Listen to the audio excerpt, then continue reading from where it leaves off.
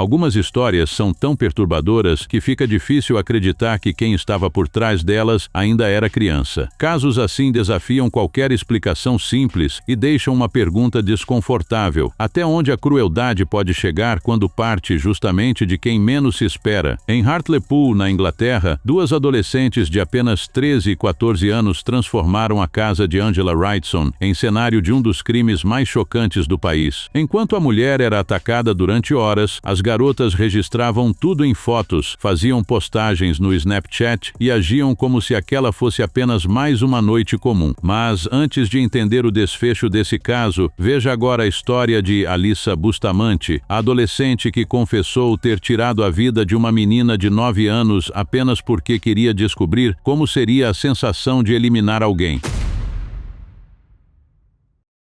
Em outubro de 2009, a pequena cidade de St. Martins, no estado do Missouri, levava uma vida tranquila. Todo mundo se conhecia. Crianças brincavam nas ruas e os vizinhos confiavam uns nos outros. Foi nesse cenário que Elizabeth Alten, de apenas 9 anos, saiu de casa para brincar e nunca mais voltou. Elizabeth conhecia a família Bustamante. Ela morava a poucos quarteirões de distância e costumava visitar a casa deles para brincar com Emma, irmã mais nova de Alyssa Bustamante. Naquele dia, porém, o que parecia ser apenas mais uma tarde comum tomou um rumo devastador. Quando Elizabeth não apareceu em casa no horário combinado, a preocupação virou desespero. A polícia foi acionada e centenas de moradores participaram das buscas, mesmo com chuva forte, vento e equipes vasculhando cada pedaço da mata próxima ao bairro. Nenhum sinal da menina foi encontrado. Enquanto isso, Alyssa Bustamante, então com 15 anos, demonstrava tranquilidade. Ela afirmou que havia visto Elizabeth mais cedo, mas que a menina teria ido embora normalmente. Aos olhos de muitos, parecia apenas uma adolescente colaborando com a investigação.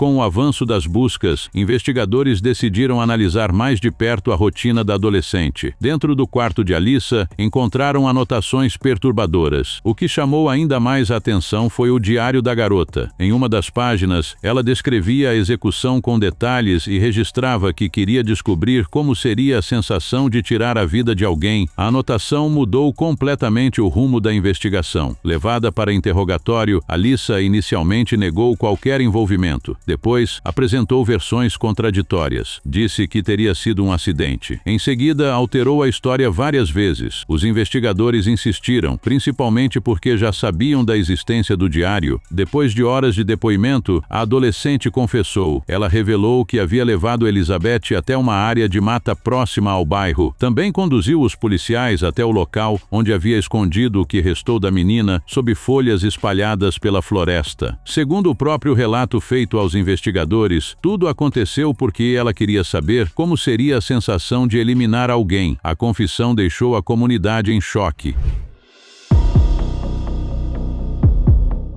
Talvez o aspecto mais perturbador do caso seja justamente a imagem que muitos tinham dela antes do crime. Alyssa era considerada inteligente, participava de programas para alunos com altas habilidades e recebia elogios na escola. Dentro de casa, ajudava os irmãos mais novos e era vista como uma referência por eles. Mas sua história também era marcada por dificuldades. Ela cresceu em meio à instabilidade familiar. A mãe enfrentava problemas com substâncias ilícitas e Alyssa acabou sendo criada pelos avós. Ainda muito jovem, passou por episódios graves de depressão, recebeu acompanhamento psicológico e chegou a ser hospitalizada após uma tentativa de tirar a própria vida. Durante o julgamento, a defesa argumentou que o antidepressivo teria contribuído para alterações no comportamento da adolescente. Também destacou o histórico de sofrimento emocional. A acusação, porém, sustentou que houve planejamento. Investigadores afirmaram que ela havia cavado buracos na mata dias antes e criado circunstâncias para ficar sozinha com Elizabeth. No fim, coube ao tribunal decidir.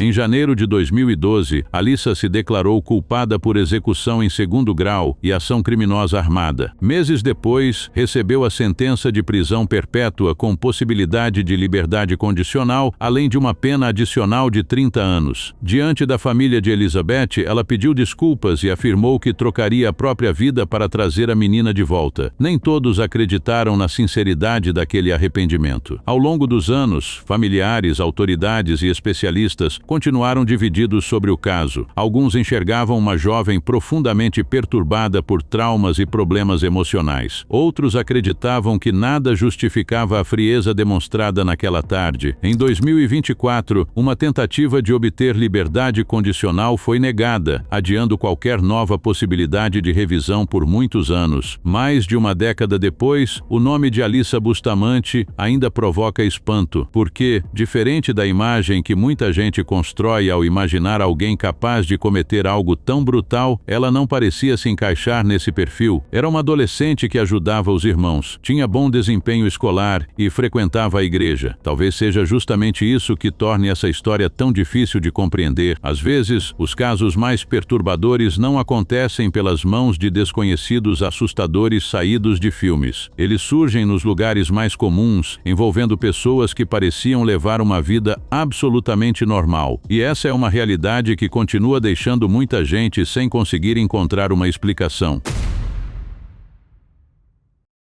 No dia 12 de fevereiro de 1993, 2 garotos de 10 anos faltaram à escola em Liverpool, na Inglaterra. Robert Thompson e John Venables já tinham histórico de pequenos problemas de comportamento. Naquela manhã, passaram o tempo andando pela cidade, furtando doces, pilhas e uma lata de tinta azul. Depois disso, os dois seguiram para o shopping New Strand. Enquanto circulavam pelos corredores, observaram várias famílias com crianças pequenas. Em determinado momento, chegaram a chamar a atenção de 2 irmãos, mas a mãe percebeu rapidamente a situação e conseguiu afastar os filhos. Pouco tempo depois, outro menino cruzou o caminho dos dois. James Bulger tinha apenas 2 anos de idade. Ele estava com a mãe, Denise Bulger, fazendo compras no shopping. Enquanto ela pagava alguns produtos, perdeu o filho de vista por alguns segundos. Foi o suficiente. Por volta das 3h40, as câmeras de segurança registraram Robert Thompson e John Venables saindo do shopping levando James pela mão. Várias pessoas viram os 3 caminhando juntos pelos corredores. Como parecia apenas 2 crianças mais velhas acompanhando um menino menor, ninguém estranhou a cena. Quando percebeu que James havia desaparecido, Denise entrou em desespero. Funcionários do shopping acionaram os seguranças e o nome do garoto passou a ser anunciado pelos alto-falantes. Mesmo assim, não havia mais sinal dele nas imagens das câmeras após as 4h15. Robert e John caminharam por quilômetros, levando James pela cidade. Durante o trajeto, o menino caiu e acabou se ferindo na cabeça. Segundo testemunhas, ele chorava e aparentava estar assustado. Ao todo, dezenas de pessoas viram o trio caminhando pelas ruas. Apenas 2 resolveram questionar os garotos. Para a primeira pessoa, os 2 disseram que James era irmão deles. Para a segunda, afirmaram que haviam encontrado uma criança perdida e estavam levando o menino até uma delegacia. As explicações foram aceitas e eles continuaram andando. Em determinado momento, chegaram a uma área isolada próxima a uma antiga linha férrea em Walton, longe do movimento das ruas. Naquele local, James foi atacado diversas vezes. A tinta azul furtada anteriormente foi jogada em um dos olhos do menino. Depois disso, ele foi atingido com chutes e golpes. Tijolos e pedras também foram usados durante os ataques. As pilhas que haviam sido furtadas no shopping também fizeram parte do ataque. Em seguida, os 2 utilizaram uma pesada barra metálica usada nos trilhos ferroviários para atingir o garoto. O impacto provocou múltiplas fraturas em sua cabeça. Depois disso, colocaram James sobre os trilhos e cobriram parte do local com entulhos. A intenção era fazer parecer que tudo havia sido consequência de um acidente ferroviário. 2 dias depois, o restante do menino foi encontrado. A perícia concluiu que ele já havia morrido antes da passagem do trem. Ao todo, foram identificados 42 ferimentos diferentes.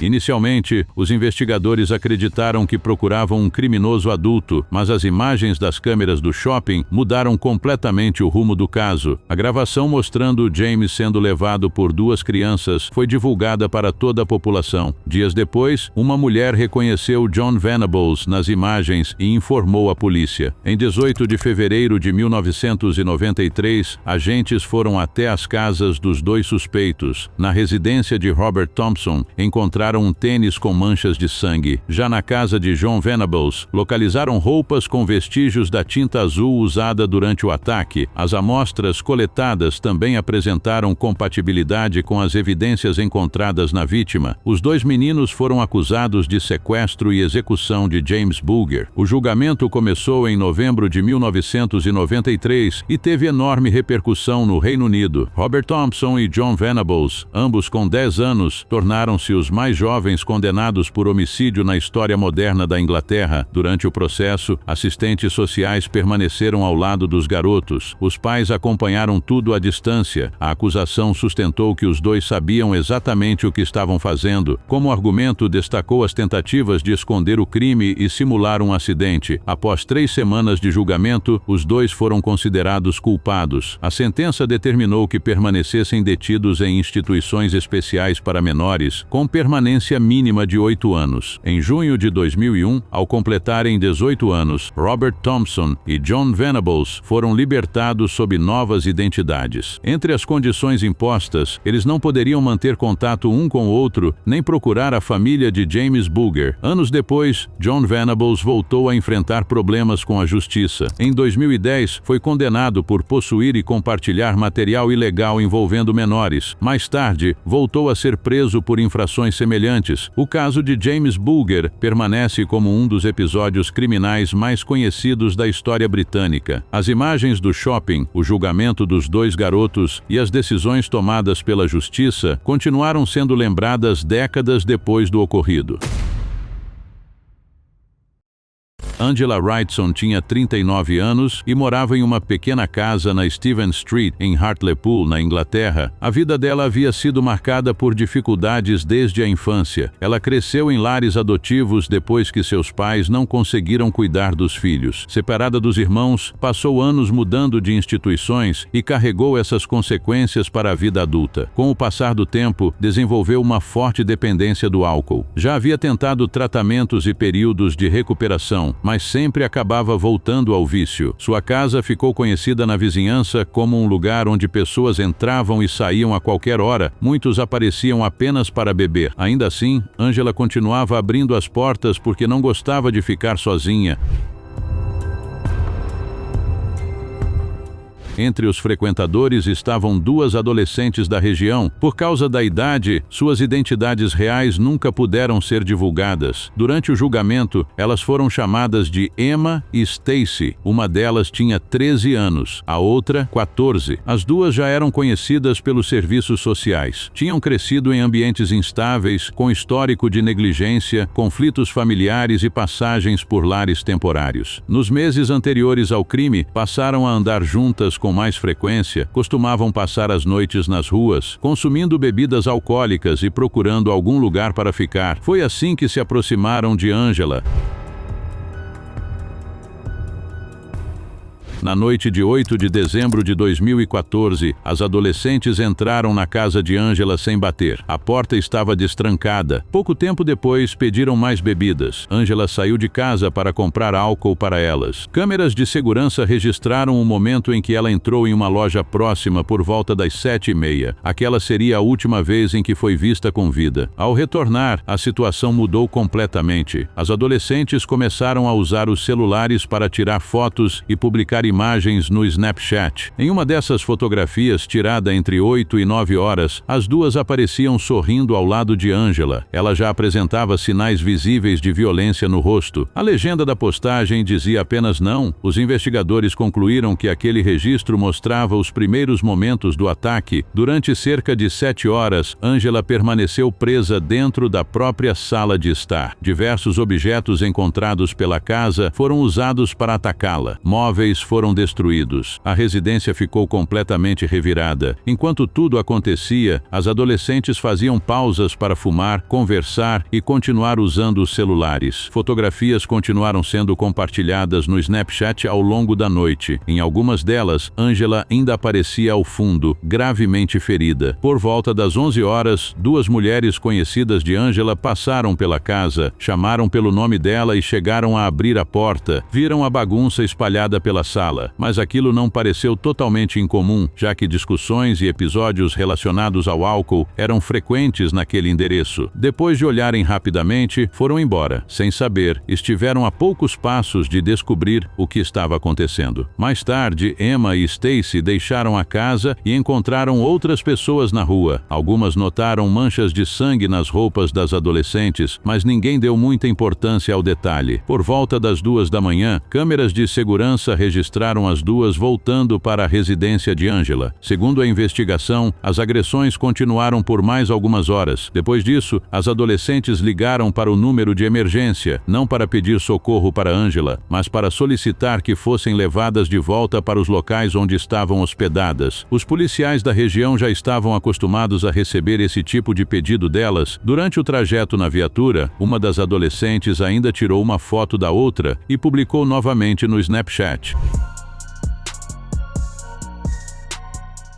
Na manhã seguinte, o proprietário do imóvel foi até a casa para devolver as chaves de Angela após uma discussão ocorrida no dia anterior. Ao entrar, percebeu imediatamente que algo estava errado. A sala estava destruída, havia sinais evidentes de uma luta intensa. Os serviços de emergência foram acionados, mas Angela já havia morrido. A investigação começou imediatamente. Testemunhas relataram ter visto Emma e Stacy circulando pela região naquela noite. As fotografias publicadas nas redes sociais também colocavam as duas dentro da casa durante o período do crime. Em poucas horas, ambas foram levadas para interrogatório. Inicialmente, as adolescentes tentaram minimizar a própria participação. Emma alegou que passou boa parte da noite usando o celular e que não percebeu a gravidade do que acontecia ao redor. Stacy admitiu ter estado presente, mas tentou transferir a maior parte da responsabilidade para a amiga. No entanto, os depoimentos das testemunhas, os registros digitais, as imagens do Snapchat e as evidências encontradas na residência apontaram para o envolvimento direto das duas. O caso foi julgado no Leeds Crown Court. Ao final do processo, Emma e Stacy foram consideradas culpadas pela execução de Angela Wrightson. As duas receberam pena de prisão perpétua, com período mínimo de 15 anos antes de qualquer possibilidade de pedido de liberdade. Por decisão da Justiça Britânica, suas identidades permaneceram protegidas por toda a vida. O caso ficou marcado não apenas pela violência registrada naquela pequena casa em Stephen Street, mas também pela idade das responsáveis. As fotografias compartilhadas durante o ataque chocaram o Reino Unido e levantaram debates sobre responsabilidade, proteção de menores e os limites entre anonimato e interesse público. Mais de uma década depois, muita gente ainda lembra das imagens publicadas naquela noite, mas também permanece a história de Angela Wrightson, uma mulher que passou a vida buscando algum senso de pertencimento e acabou encontrando dentro da própria casa um dos episódios mais perturbadores já cometidos por adolescentes no país. Não esqueça de se inscrever para assistir mais vídeos como esse.